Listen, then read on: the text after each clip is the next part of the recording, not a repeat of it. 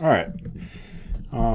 So we talked about the Venn diagrams from the Boolean perspective last time.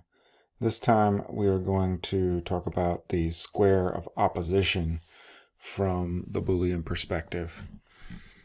Now, the square of opposition is a way of thinking about the four standard form categorical propositions and their relationships between each other. It's organized in a way that helps you visualize their relationships. So we start out with a square, like you see here.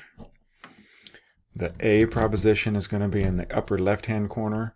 The E proposition is going to be in the upper right-hand corner. The I proposition in the lower left-hand corner, and the O proposition in the lower right-hand corner.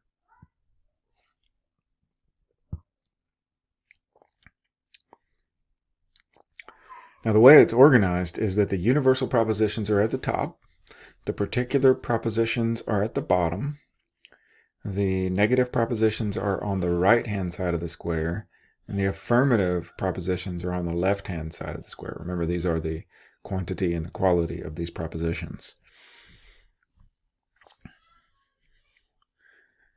The diagonals that are drawn in between the I and the E propositions and the A and the O propositions are what we call contradictory. First, let's remind everyone what A, E, I, and O stand for. So the A proposition is all S or P. The E proposition is no S or P.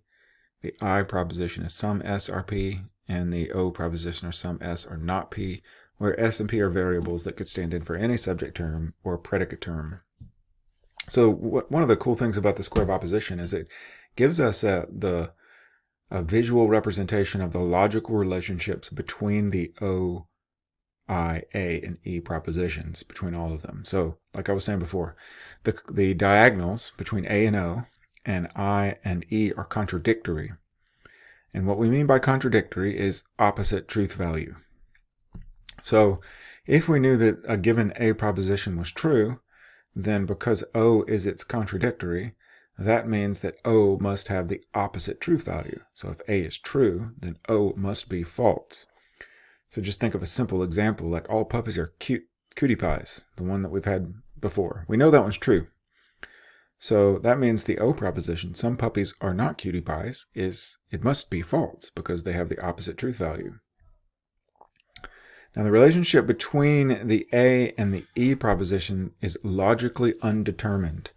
So just because we know that the A proposition, all puppies are cutie pies, is true, unfortunately, from the Boolean perspective, we cannot deduce the truth value of the E proposition.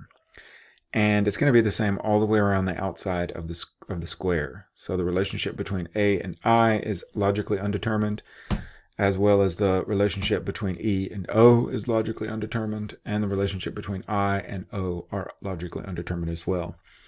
And what we mean by logically undetermined is that the truth value is unknown.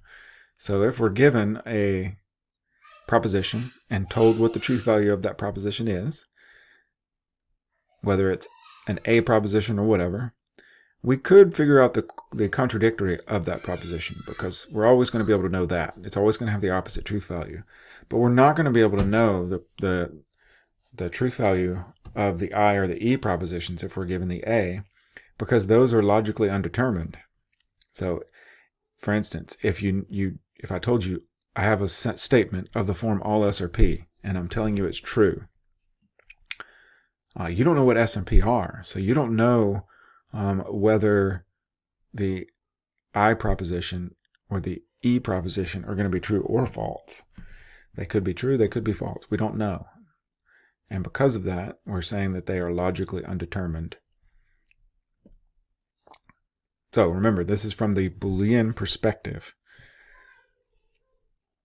And this is the square of opposition. In the next video, I'm going to talk a little bit more about the difference between the Boolean and Aristotelian perspectives on the existential import, and how to use Venn diagrams and how to use the square of opposition to test the validity of arguments. So stay tuned.